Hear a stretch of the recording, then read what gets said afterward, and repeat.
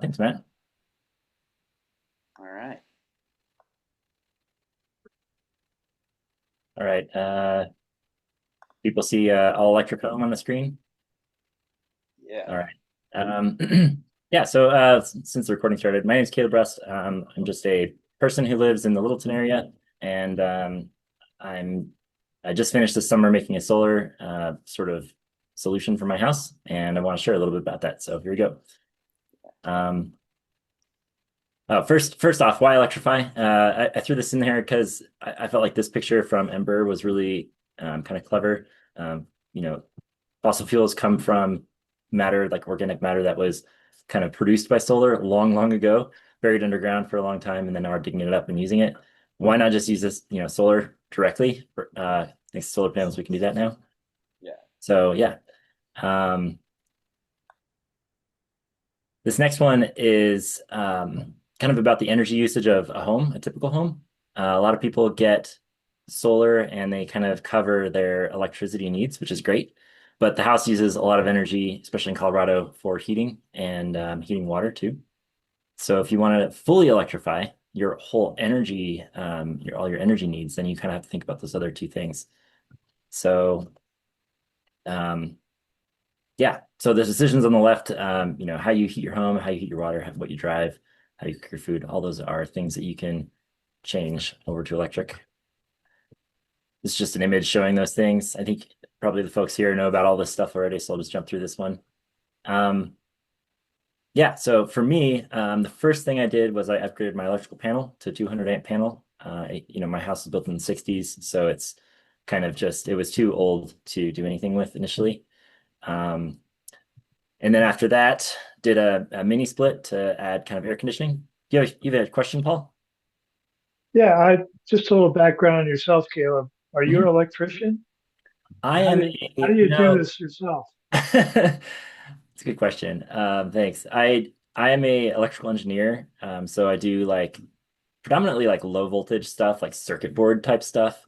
So this was a big change for me. Some of the same like principles apply, but it's kind of a joke actually in the industry, from what I'm told, is like the worst people to do electrical work themselves are the engineers because they think they know what they're doing and they get it wrong.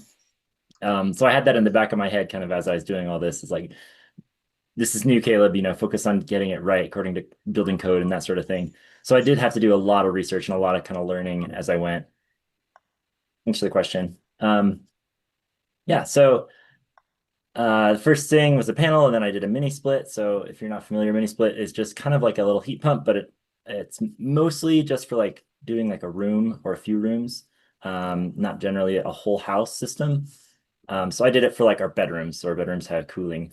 And then after that, 2020, I did community solar. I signed up to do like a solar share, I guess. So a portion of my electric bill was kind of covered by a solar farm out in Colorado somewhere. And I really recommended that to people for a while, but now I feel like solar panels have come down in price enough to kind of make it more accessible for people to do it themselves on their own house. Yeah, so I got an EV charger in the garage after I got my electric car. I did that work myself, and then the last 3 years or a year and a half rather, got a heat pump, hot water heater, electric boiler, and then this summer I did solar and batteries. Um, I wanted to show this slide because one of the big things that helped guide my solar plan and my general electrification plan was this energy monitor. I've helped some people, some of my friends get these. They're really useful if you're just kind of trying to understand where energy is being used and general efficiency questions. But yeah, you monitor each circuit and then like this app tells you visually like what things are biggest energy draws in your house. Um, this is the mini split system I put in. I got ceiling cassettes, which are kind of unique. It was helpful for me to use these because I didn't want to have like pipes along the outside of my house all over the place. I ran the pipes for these in my attic, which are kind of, it just looks better. And then when it's done, the heat kind of comes down from the ceiling rather than like having to dedicate a big portion of your wall for it. So I like this. This is the heat pump hot water heater system. There's a lot going on in this picture. I guess I'll start with kind of the difference of a heat pump hot water heater versus a regular one. A heat pump hot water heater, it kind of steals heat from typically like from the room it's in, and it pushes that heat into the water. And so that can be great in the summer because you're cooling the space kind of for free. Like you're wanting to cool the space and you're wanting the hot water. In the winter, it's not as good because generally you don't want to cool off your basement in the winter. It just gets too cold. So that's why I have like these big kind of like silver looking pipes going into the top of the unit. For the winter, I route these pipes to the crawl space so it steals heat from the crawl space and uses that to heat the water. So it works pretty well. The basement still gets a little bit cool from it. I'd like to, in the future, add a separate zone for the basement so it has more kind of fine tuning on the temperature control. But anyways, this one was pretty good project. But definitely still like I think possible for a lot of people to do in a DIY sense. Um, yeah, if you have kind of like the ability to work with pipes and maybe the circuit might be something you ask an electrician to help you with, but once the circuit's installed, then you just have to run wires to the unit. And I've got the drain going into the floor drain in my basement, which a lot of people have too. So that shouldn't be too hard. Um, yeah, any questions on this? Yeah, quick question about like your heating and cooling of like the basement. Is Mhm. there like a when you're talking about it getting kind of cold, are you talking like it's cold for like just us to be down there, or is it like could it get cold enough that it could start to mess with anything that's part of this? Um, so the heat pump hot water heaters will, like I said, steal heat from the space they're in. Yeah, So if you're in a small space, then they'll get it quite cold. If you're in a bigger space, then it kind of doesn't impact it as much. yeah, Um, so the crawl space does get very cold, but I don't care about that yeah. space. Um, the basement, yeah, it gets down to like 60, like low 60s. Oh, okay. Um, so it's not, super uncomfortable, but like yeah, if you want it to be like 70 all the time, then you probably want to have a kind of regulated system that somehow heats that same space that the heat pump hot water here is in. Um, Folks that have like a better, not better, but what do they call it? I have baseboard heating, which is like the water type. If Oh you yeah. have a air source heater for your house, then you can take the exhaust from this and put it directly into the stream of air that's already heated, kind of by your heating system, and then you don't notice it because it distributes that kind of load across the whole house. Just picture the EV charger. I got a ChargePoint one. I've been pretty happy with it. Um, yeah, this one was pretty straightforward. It's just a kind of 240-volt circuit that goes off to my panel. Since I had that new panel upgrade, it was sort of already planned out in the panel upgrade which circuit would be associated with an EV charger. So I could just use that. This is my EV. It's kind of unique for Colorado. Not many folks have it. It was for me like I as Matt did in the intro or said in the intro, I've got a couple kids. I just needed this as a commuter car for myself to get to work. So it made a lot of sense to get kind of something small and affordable. So I've never run out of battery. I've had it for about 3 years. People get range anxiety, I think, with bigger batteries even than I have, but I've again never been stranded, so I'm pretty happy with it. Um, yeah, so the electric boiler. This project was more involved. I I guess it was kind of a process of learning to do pipe sweating. Um, I had a lot of joints to make. Definitely the first few were not great, and then they got better and better as I kind of worked through it. Um, but yeah, this is another sort of unique system to my house. Since I have the baseboard radiant heating, I needed something that could heat the water. And a lot of the heat pumps that are like whole house heat pumps that are out there don't really do the water part. They just kind of do the air part. You can buy the water ones, but they tend to be like more expensive. At least that's what I found. So I got this fully electric one, knowing that it was going to be kind of expensive from an energy usage standpoint. Um, I would just the plan was get this, bump my energy usage up for a year, so that when I went and got solar, then Excel would say, "Oh, you're still in like the 120% or 200% like threshold," and I could just go bonanzas with the solar. So that worked out pretty well. But I did have to add a 100 amp sub panel in the basement for it. So you can see there's this chunky wire coming out of this big kind of 2-inch EMT conduit on the bottom. Um, and that goes to the sub panel in the basement. But Would you? again, it's not like totally out of reach, I think, for people to do it themselves. I added it in series with the existing boiler system.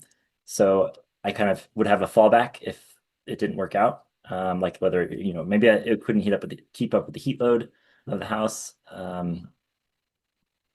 But yeah, it ended up that I never needed the gas boiler to keep up. And so I have since disconnected gas completely from the house. And this is kind of just a unused piece that's sitting there right now. Hey, Caleb, quick question for Yeah. you. So, kind of twofold, actually. The first one that just popped up is when you disconnected your gas, like, did you just kind of like stop it with XL, or did you have them like come out and actually like cut the line? And how did that go? Oh man. So first I just looked and looked and looked for like a form or like Yeah, a portal or something, to tell them that I didn't need gas anymore, which was challenging.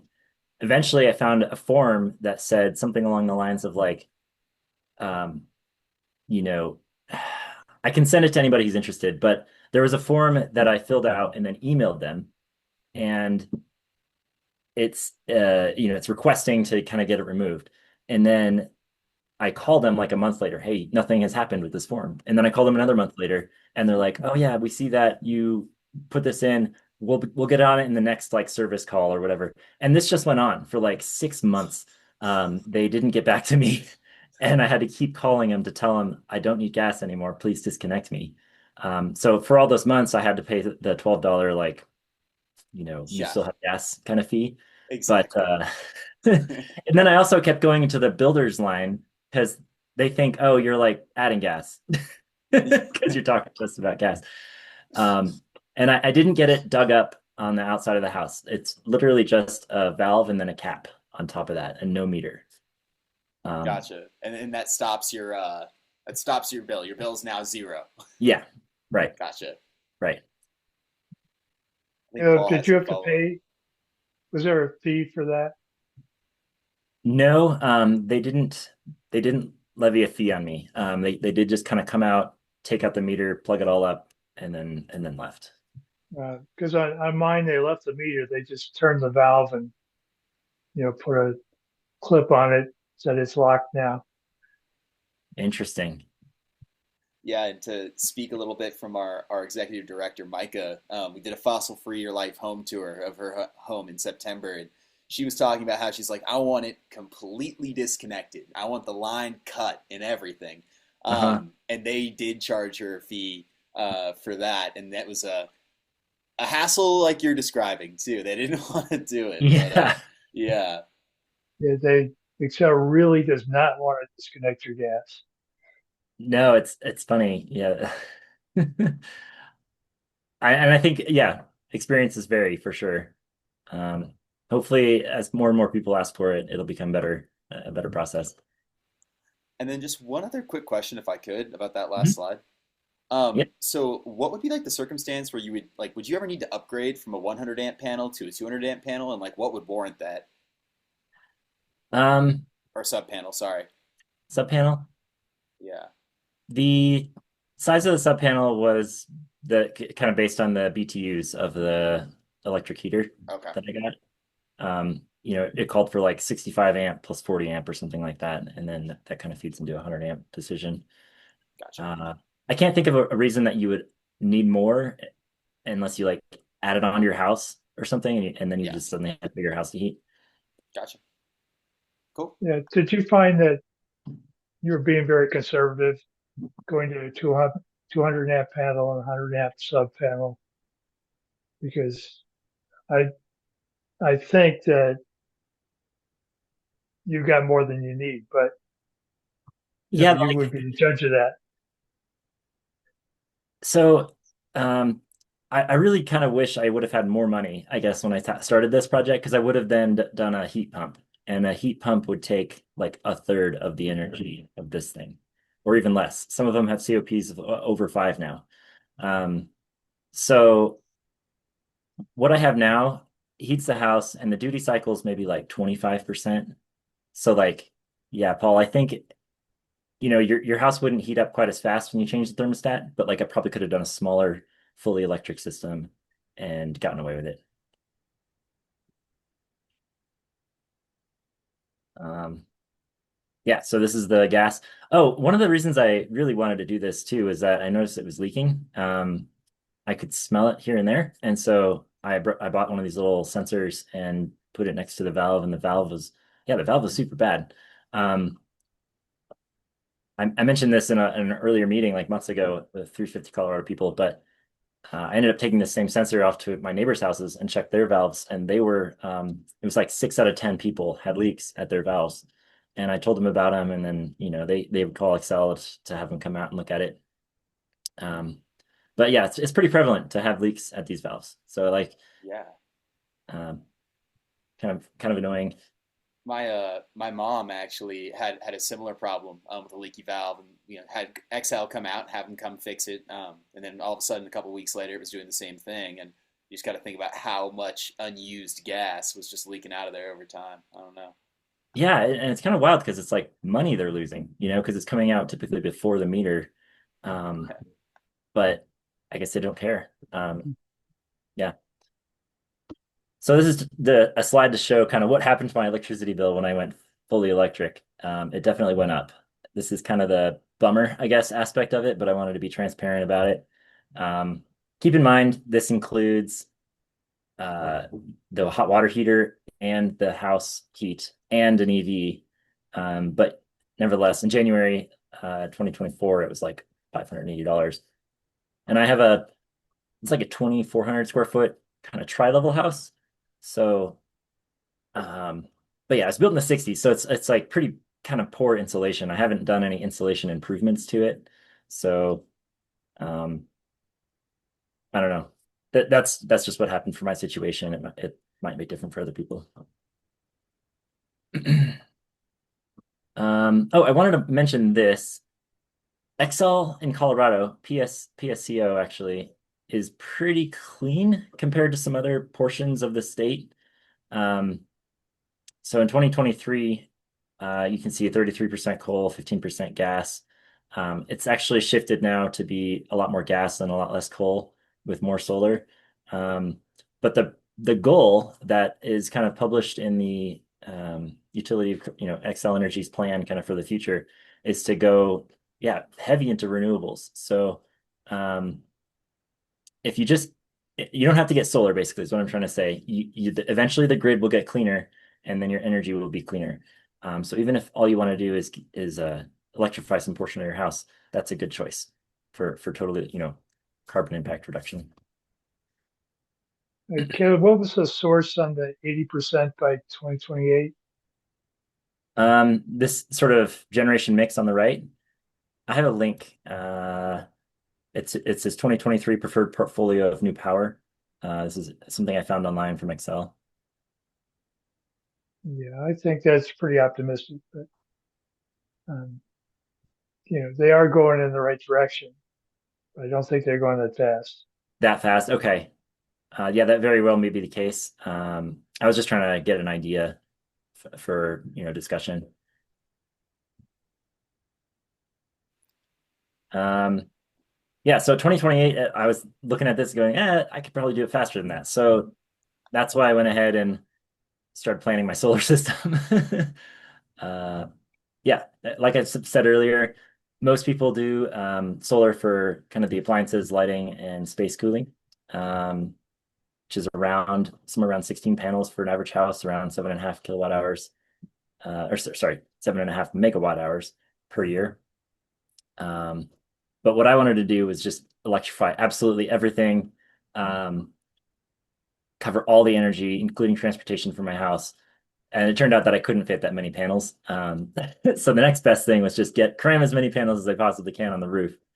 Um, I don't have a picture of the setup yet, but this is pretty unique. I think most people, yeah, aren't looking at it kind of like this. So that's just sort of what I did. Um, Wanted to talk about things that impact price real quick. Yeah, I don't have a slide for it. Maybe later I do. Sorry, it's a problem of doing this the first time in front of folks. Six No factors. worries. Yeah, critical loads main panel. Um, I'm just gonna skip this for now. Talk about So the goals. Okay. what, I'm curious what price you were referring to there. The The overall price, price of getting solar on your house, if you get a grid tied system, it's cheaper than if you get a system with batteries, that kind of stuff. yeah, okay. Yeah. Uh, yeah, it's a lot of discussion on that. This is the most common question I get though about solar is, will it have positive like return on investment? Is it a good investment? Um, and so that's what this is trying to communicate. In Colorado, we have a approximately 15 cents a kilowatt hour price for electricity right now. It might be a little higher after the change they just made. It also might obviously change because of time of use and how your usage works. But I threw that into this kind of simple spreadsheet I made, which has the discount rate built in, and I set it to a 5% discount rate. And with that math, the break-even point, like the point where you start to have positive returns, is around 8 years. On the right, if you think of it in terms of like California's tariff rate, which is around 30 cents a kilowatt hour, it's a much faster payoff. So for my system, doing it myself, getting all the things, I would break even in about 4 years with a huge amount of savings over the full life of the project. So yes, so hopefully solar in your situation will also be a net positive. Before I go, any other questions on that? I guess my biggest question is kind of like with the solar panels themselves. Like, did you mention? I might have forgot. We actually, yeah, you said you were going to come back to that slide. I'm interested like what the overall. You said it was about. It looks like the graph says about $40,000 to install is what it kind of seems like. Yeah, the Okay. initial price, right, is the bottom left corner. It was 39,000 for my All right. sort of setup, which was 20 kilowatt hours of battery and a 21.5 kilowatts of panels, which is about 53 panels, and three inverters and all the conduit and panels or boxes, electrical boxes and stuff. Yeah, I have a question. Mhm. Sorry, Caleb, but Go to ahead. go back to that. Yeah, sorry. So what size system is this in terms of kilowatts? Uh, the system I made is a 53 panel system. And so it's 21.5 kilowatts. Uh, and so I would imagine a lot of the year you're making a lot more energy than you're using. Absolutely. Yeah. So how do you figure that into because Excel isn't going to pay you for that, is it? Yeah. Yeah, that right now, like the agreement I just signed with them says that they will pay me for the electricity price of the electricity I'm giving them at the time I'm giving it to them. So if it's high value electricity, then they pay me the time of use kind of thing. You can also select the fixed rate electricity as the option, and they'll pay you for that. So it's actually a good deal, honestly, because they're not charging me like some off the top cut, for using their wiring, which I kind of expected actually going into the project. And Yeah, I would, that is good. yeah, and That's cool. I'm trying to remember. So like, and I think peak hours are generally like early in the morning and right when people get home. So I don't know. Maybe I can do a quick Google Yeah, search on that. Yeah. the peak time of use right now is like I think 4 to 7 p.m., but they might have Yeah. other kind of shoulder rates between like 3 p.m. and 9 p.m. And that's where it kind of, you can't Yeah. neglect or can't stop using everything between 3 p.m. and 9 p.m. That's crazy. Yeah. So they are going to kind of make extra money during that period. Gotcha.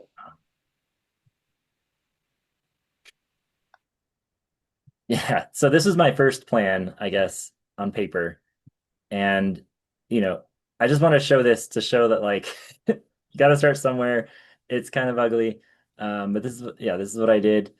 And I started to, yeah, ask questions like, what kind of conduit size do I need? What kind of wiring size and what kind of lengths do I want to get? And I started to make a rough bill of materials. Um, I did a lot of Google searches. How do people usually do this? I ended up on a lot of forums that kind of had contradictory information. And then other solar websites that were just clearly trying to sell you stuff. So I think the best resource I found was the manufacturer manuals of the inverters I got. Um, and you can, always download those things in advance of buying them and look through it and see if it makes sense. Um, and then buying stuff that's UL listed is also super important because you won't pass inspection later if you don't have UL equipment. A lot of solar companies carry stuff that's really just, I think, kind of junky. So you got to be careful that you don't get sold something that won't pass inspection.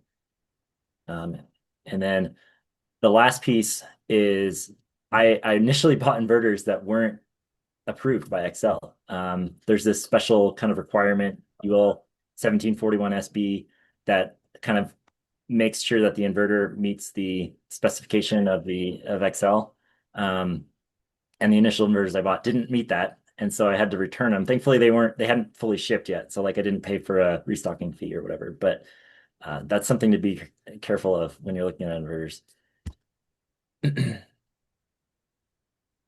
This is what the plan eventually turned into. I went online and I found a tool that helps you draw things. Um, again, found more people's diagrams that I kind of copied, and I made this and sent it to XCEL for approval. They had a bunch of comments. I redid it a couple times. It took a few weeks, actually more like 12 weeks with XCEL to finally approve the plan because I just didn't have the wording right or I was missing a note or something like that. Uh, but I think, yeah, if I did this again, it would definitely be faster because I would know what they're expecting. Um, yeah, so on the left, you kind of see a picture of my house kind of top down. In my garage, I have three inverters and the battery's kind of in the opposite corner. And then in the back of the house, sort of one room away, is the panel and the PV AC disconnect. So I had a lot of kind of distance between things that I had to run wire, and I ended up doing conduit for the whole way for safety and other reasons. So I could talk a lot about the line diagram. I don't know if anyone's really wanted to go into that level of detail, but yeah, this is what I made. Yeah, I guess just for, I don't know a whole lot about it either, but for people maybe watching later on, and for people, us here, maybe just kind of covering maybe some of the maybe first questions I'd have is like, what are the different colors of the lines Sure. mean and stuff like that. Yeah. Red, on the DC side, so the solar panel and battery side just means positive. Black would be negative. They ask you for kind of a different line type for the DC versus AC. So one of them, is dotted. Caleb, Yeah, just overall, this is a picture of your three inverters and the battery. correct. Yep. It's the line diagram. So this is one of the first things that XCEL asks for when you submit like a proposal to produce solar distributed energy.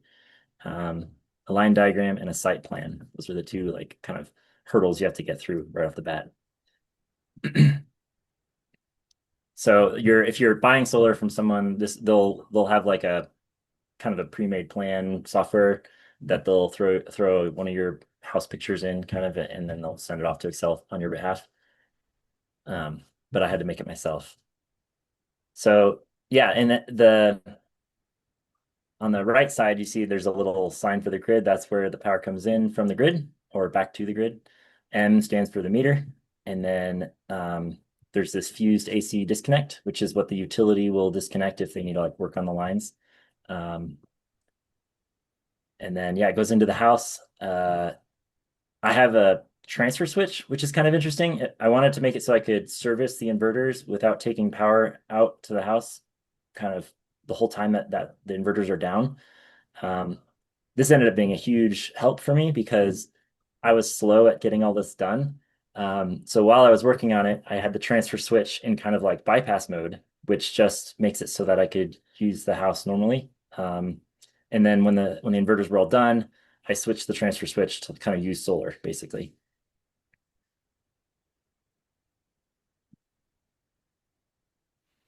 The blue line is neutral, and blue lines are neutral, and the green ones are kind of like chassis ground. So you'll see like the exposed copper wires sometimes on things. That's just like the ground that goes out to the pole that's buried in the ground outside. That's for safety. So I have those grounds going like in a lot of different places. Right, next That slide. is that is crazy impressive. I feel like it has to be said. uh, yeah, this is just kind of like want to communicate, expect to make some mistakes if you're doing it yourself, expect a little bit of rework and a little bit of wasted money. Um, Give yourself grace, you know. I think that a lot of people, when they're doing projects, especially DIY stuff, they like think, "Oh, I already went to Home Depot twice today. Like, I'm not doing it again. I'm just going to make it work with what I got." With electrical things on your house, I just wouldn't recommend that. Like, do it right, because you'll really regret it if you kind of make mistakes and have problems and don't pass inspection or whatever. Um, so yeah, I often would say, is it up to code? Is it in budget? Order the parts. I might get the wrong parts. I'd have to modify stuff and go back in the loop. But eventually did get through it. I'd say about 80% of my time on the project overall was kind of like learning about stuff, buying stuff and planning and just doing a lot of like in the desk kind of work or at the computer kind of work. And then 20% was like physically like putting things on the wall or whatever. This is a line diagram and site plan example from um, companies. You can actually just like solarwholesale.com. You say, make me a plan for my house that I can install, and they'll do it. They'll even do all the permitting for you. So this is, I think, a good option for people who maybe aren't electrical minded or don't want to take that risk. Um, I got my neighbor actually really interested in doing this, and I think he's going to go for it. Um, yeah, you just kind of tell him what the dimensions are for like your roof and where you want to put things, and take some photos, send them off, and then they'll give you like a package, either a plan package or a plan package with the actual parts in a big shipment. Um, so you do pay a little more. Obviously, they have a upcharge, I guess, on the equipment, but I think it's a good solution for folks who want to spend like some work on it and save some money, but don't want to do the entire thing. So yeah, solarwholesale.com and solarplansets.com. Seems like a really nice bridge there. Yeah. This is the what I do. It's just go to Home Depot a whole bunch of times, buy a bunch of things from a lot of different websites, and figure it out as I go. Um, but yeah, some downsides. Obviously, tons of trips to Home Depot, 10,000 of budget creep. Um, I just didn't know. Like, I didn't know racking would be so expensive. I didn't know that conduit would be expensive. I didn't. Every time I bought wire, it felt like I had to buy wire again because I would buy like the 100-foot reel when I really needed the 500-foot reel or whatever. Um, yeah, I joke with my family. I think I gotta go get wire again. Um, but here's the here's the actual layout. So I use this software called opensolar.com and planned out the like PV production profile with that tool. It's a super useful tool. You can you put in your address, it shows kind of a top-down view of your house. You can use like its auto-generated 3D model, which I found to be not super accurate, or you can sort of pop up your own 3D model in the software. Pretty straightforward. It like asks you for the roof dimensions and then like angles and things. Um, and then you add solar panels to it in the tool, and it tells you like this is the output, in February, or this is the output in January. And I also added a tree, which I have in the side yard, and that changes the expected production during the summer. You tell it even like what kind of tree it is. This is deciduous or whatever, and it like includes that in the PV production modeling. Um, so I can't recommend this tool enough. It was super helpful for me. and it really guided, yeah, just like all the different questions I had were answered by it in a way that like I'm not a solar expert, but this tool like has that built in. So I think it's very accessible and it's totally free. That's their whole mission statement is like equip people to build solar. I think they probably charge like for referrals because in the software there's some like things you can add in, and I think that's how they make money. But yeah, really really helpful tool. This is the kind of what the tool told me I would get in terms of power. In the summer, I'm storing a lot of credit, and then in the winter, I'm using that credit until the credit runs out, and then I have a bill for just like 2 or 3 months in the early spring kind of winter time period. So yeah, I think Paul, you mentioned this is like, Caleb, aren't you banking a lot in the summer? Yeah, that's the plan. Right now, because I didn't have it built in the summer, obviously I don't have anything banked, but hopefully, hopefully Excel pays me for it, and then this is how it plays out for my bill. Any questions on this one?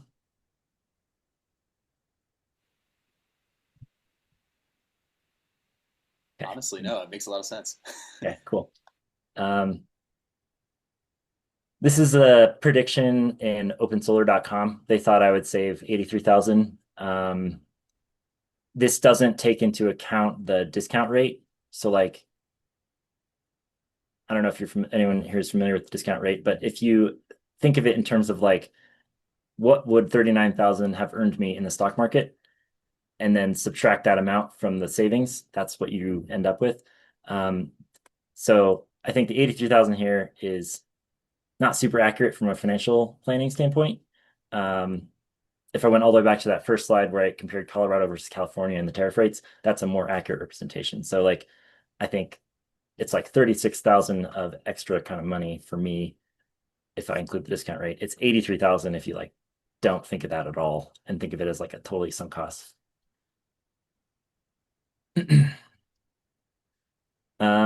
Here's another thing that was kind of unique to what I did. I moved roof penetrations. Um, I'm like a super avid DIYer. I was just like, I'm going to be fearless with this. I'm going to do whatever I can to make as many panels as I can.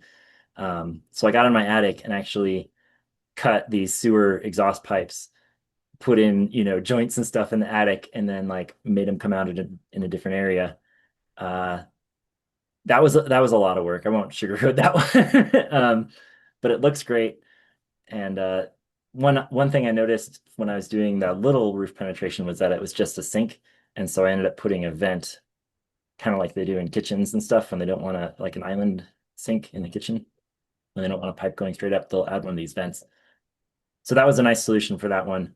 The other one, I couldn't do that, so I had to move it all the way over.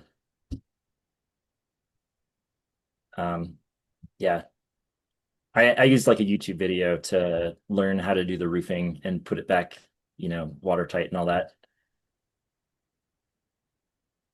Um, ended up being a lot of stuff. It was kind of hard to find places to put it. So I'd say try to plan it so that the stuff arrives close to when you need it. Otherwise, it's going to be sitting, like in my case, it was sitting on the side of the house for like 7 months. Yeah. Here's some of the conduit that I ran through the attic. Um, the wires on the left are really big. These are 200 amp rated 3-aught wire. So kind of the whole load for my main panel goes from the garage outside and then outside in the garage. So I had to run a lot of this stuff. What would you say it was like the time commitment just running wire as far as like earlier there were a lot of like those timestamps if you had to guess. Um, Pulling the wire was just a lot of setup. Pulling it like isn't too hard, but getting all the conduit in is tough. And if you don't plan your conduit right, you just won't be successful in the pull. So when you're running conduit, really be thinking like, how hard is it going to be to pull through here? You're not allowed to do more than a certain number of bends based on code or whatever, but that's more just to make it so it's possible to pull. They're all calculators that you can put in like how far it is and coefficients and stuff, and it tells you like how much force it's going to take to pull through. I found those to be just hard to use, like and understand. Um, but yeah, I was able to pull it with somebody that kind of like helping feed it on the other side. I was able to pull it out the far side. This is the kind of meter move that I had to do. A friend of mine is an electrician. This is just because I had to move the meter for the house. Most people, I don't think, will need to do this. Um, yeah, I had this friend who's an electrician come and help me with that because he was dealing with live wire, and I didn't want to die. So yeah, that was crazy. But we had to do it because there was not enough room to fit everything without doing that. The manual transfer switch is this huge box in the on the left picture. Um, and then there's a little kind of like splitter is the upper left box that switches or sends the wires to the transfer switch or the inverters. That's the two paths. This is what it looks like, kind of all done. Inverters in the middle and transfer switch far right. And if I could pause it real quick, Caleb, we got Mhm. a question in the chat here from Roland saying, Sure. what was your cost to upgrade your 200 amp panel? This was like 4 years ago. And that same guy that was in that picture did it for me. And it was about 2K at that time. So if you get quoted like 5K or 6K, I think that's too much, but it might have gone up from 2K a little bit since then.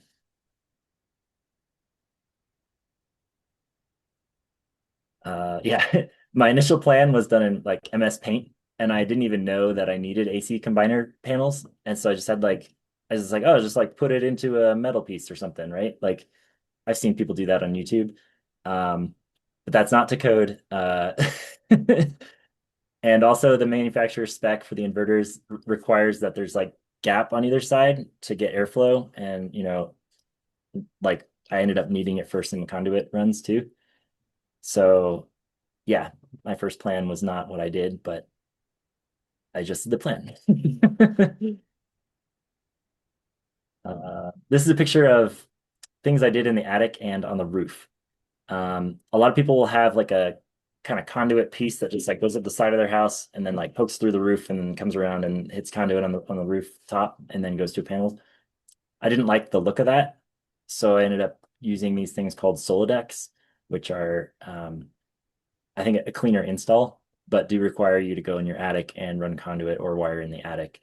Um, so yeah, for this, it's kind of cool. Like it sits kind of a little bit under the panel at the top, but not fully, so it's accessible. Um, and then from the ground, you just can't see it at all.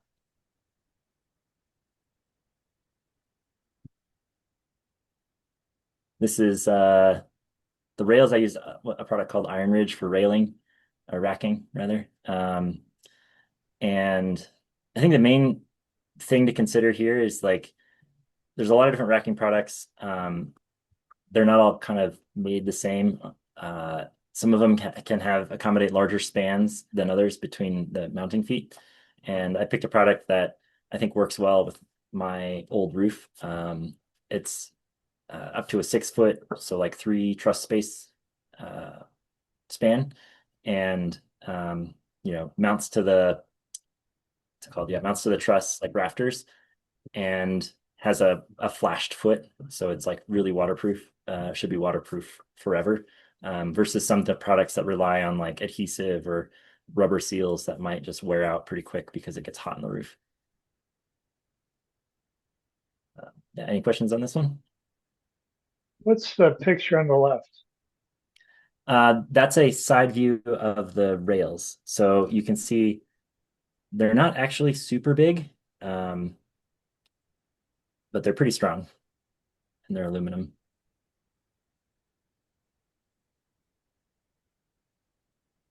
Does that answer the question? Yeah, yeah, thanks. This is me and my brother just putting panels up there, getting ready.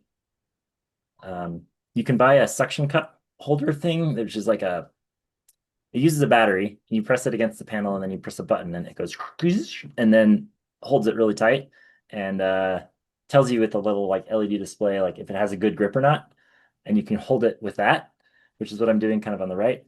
You can also just, and this is what I ended up doing towards the end of the project, you can also just grab it by like pressing the inner frame of the panel on your palm and then like hoisting it behind your head and just sort of holding it. Um, yeah, I felt that the suction cup thing was a good product, but didn't end up needing it for most of it. Quick question on this too. How heavy is each one of those panels? Um, About.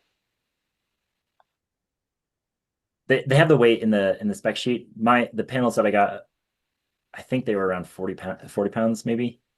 Oh, okay. The harder slash more dangerous part is if there's any wind. Like Yeah. because you'll be going up and you're going at the ladder, and even if there's like a little breeze, you get to the top of the ladder and suddenly you got this like sail, trying to pull you off the ladder. So do not try to do it, in my opinion, don't do it in the wind at all. Yeah. They sell these harnesses. I didn't end up getting one, but you can get it if you want it for safety. Um, yeah, I think if you had a steeper roof, it would be a really good idea to get one of these. These are the batteries. I got these kind of server rack style batteries, and um, they're about 100 pounds each. You slide them into this rack and then hope that you never have to move them. Um, but I liked that they have a built-in battery management system. There's a lot of DIY setups out there that are just like raw battery, like car battery kind of thing, and then you're in charge of monitoring and maintaining temperature, charge current, discharge current, under voltage, over voltage, all that stuff is like is really critical for battery health and safety. But these kind of take care of all that for me. They don't accept charge if it's too cold. They don't accept charge if it's too hot. They don't over discharge. They have all these things, safety things really built into them. And I felt like that was really important for me and my family to have that safety. Um, so I recommend this style. Teslas have all that safety stuff too, but they're just more expensive. Are these lithium ion These are lithium iron, yeah. LiFePO iron? iron, yeah. Uh, So they're also just by chemistry a little bit safer than lithium ion. And then you said they were like pretty heavy, but what was the I guess the rough cost per one of those? Um, I paid about $1,000 for each one of these. But I found them now like on other websites for like 800 and something. Gotcha, So gotcha. a comparable Tesla in terms of kilowatt hour storage, a comparable Tesla system would be like, oh gosh, so expensive. At least twice as much money. Oh yeah.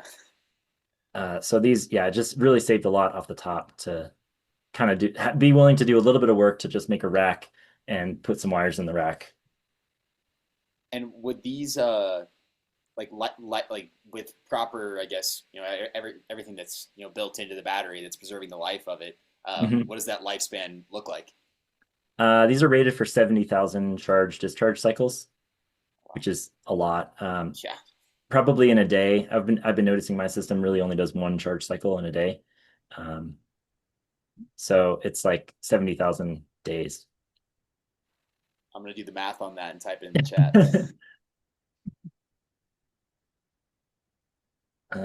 Stickers. Well, yeah, I spent a lot of money on stickers. Again, one of those things that I just ran into. There's a company called PV Labels, and their whole thing seems to be like taking care of the sticker question for you. They have a like nice um, kind of like example pages that say like this is for a DC system. This is what you do with like grid tied system, and it tells you like the label numbers that belong on each box for your setup. And so I bought a few kind of label kits and then just used the labels out of those kits as needed for the boxes that I had in my system. Doing the quick math on that, I think that comes out to almost 196 years. So that'd be pretty crazy. Did I say 70,000? I meant to say 7,000. Oh, okay. Yeah, That's okay, never that's mind. that's too many years. No, I was about to 7,000 be like, divided no by way. 365. No, that's totally wrong. Yeah, 19.7. years. That's what I 19.7. Okay. yeah. Yeah, that makes a lot more sense. Yeah. Okay. No. Thought about like that is Sorry about incredible technology. We should show that. everybody now. No. Uh, all right. A few caveats on the battery. It takes a little bit of power to just kind of be on. So maybe add that to the total efficiency, I guess, of the system. Um, there's a minimum temperature where they're really happy. This is something that is enforced by the battery management that's built into the batteries. I wouldn't have this restriction if it was a raw system with my own controls, but then it probably wouldn't last 7,000 cycles. So, oh, one other caveat, when the solar, or sorry, for my system, I don't know why it does this, but right at the end of charging, between like 96 and 100%, it kind of dials back the current that it's charging the batteries with. And this is normal for like a car battery and so forth. But why does it have to cut my solar production when it does that? I don't really understand that, but it's pretty consistent. I can see it in the graph. You see the red line is going up and then suddenly just drops, like right when it's trying to do that last little bit of the battery charge. So that may not be the case for everyone, but that was worth noting. Yeah, and you're not supposed to get the batteries wet, obviously, and you're not supposed to put them in direct sunlight. So another reason why I put it in the garage. I think I'm close to done here. Yeah, cool. I didn't get any snow guards or flashing to make it look kind of cleaner on the edge, but I can always add that later if I feel like it, or if the snow hurts my kids or something when it falls off. A friend of mine actually said that snow can, if it gets enough speed, it can actually like hurt your gutters and bend your gutters as it slides off. So probably if you have a Yeah, row, mine avalanche when there's snow on them. yeah. So Um, there are certain places where I know not to stand when there's snow on the on the solar panels. cool. Is your Yeah. roof line, your ridge line oriented north south? Um, it's a little bit off kilter. So on this picture, the left-hand side of the picture is the better side because it's more south facing. Um, yeah, I'd say It like sounds like actually, mine, which is about 14 degrees off. So my panels, which would be equivalent to the west side here, are slightly southwest yeah. rather than just west. I'm noticing right now that production on the left side of the roof is almost 2 to 3 times better than the production on the right side of the roof. Um, but it's also in the middle of the winter, so being south facing at all is really helpful. Yeah. Yeah, any other questions? I'm curious why you have three inverters. That's because I have this giant electric load in my basement for heating the house. I have a whole home backup, so all the load for that heater has to go through the inverters to power the house. And since I have 10 kilowatt inverters, it was going to be such that like if that heater was on, I could literally turn on nothing else in the house. Otherwise, like it would overload the inverters. So I got a third inverter as basically just like a cold inverter. It's sitting there and all it does is like chauffeur power from the grid to my main panel. In most cases, it doesn't have any PV connected to it. Um, but then, yeah, when that big load turns on, at least none of the inverters are getting overloaded. Yeah, I did Effectively a failsafe. Yeah. a test with mine where I had the heat pump, my air source heat pump running full blast, and then I plugged in the car charger. We're up to about 12 kilowatts and tripped the inverter. Yep. So I called up Namaste and said, put the car charger on I'll take them off the protective loads panel. Yeah. Yeah. Yeah. I didn't have that option because every single load is in the critical loads kind of situation for me. Um, so I was like, well, I better have enough inverters so that doesn't just trip all the time because that'll be really annoying. Yeah. Cool. Well, Well, yeah. thanks everyone. I think we're at time. Yeah, well, and thank you, Caleb. Thanks for sharing this in-depth, story. Like, going through every bit of the process. There's a lot of like resets, I guess you could call it. Setbacks is probably the better word for it. But yeah, and you said, yeah, one last time, just for like, you said this whole process took you about how long? Start to finish, about 6 months, 6 or 7 months. Yeah. But yeah, a lot of that was like waiting for Excel, back and forth with Excel, permitting and planning. Um, so if you went with one of those websites that I mentioned about doing the plans for you, then you don't have to deal with the permitting. They'll just take care of that, and you don't have to deal with the plans. And so I think it's within reach, in my opinion, for a lot of folks. Yeah, awesome. And then the last kind of question I had there for you is you'd mentioned that your family kind of suffered from a couple of climate disasters, like your tree might have fallen on your house or whatnot. Yeah. Is there anything to like say about that and how that might have like inspired anything? Just like Um, closing remark. sure. Yeah. So I did neglected to mention this earlier. We had a big tree in the front yard. It was toppled by like really high winds. I don't know if you guys remember a few years ago. Um, Yeah. the one where there was like a tornado in Highlands Ranch, which never happens. Um, so yeah, that happened, and then we also got hit with two hailstorms, kind of back to back. And so we were paying the insurance deductible on our house as like a regular thing. Yeah. And I'm like, this is not normal. Yeah, that really motivated me to, I think, t take climate change seriously and do this whole electrification process. Awesome. Well, yeah, yeah. That's I'm gonna cut the recording right here. And thanks again, Caleb.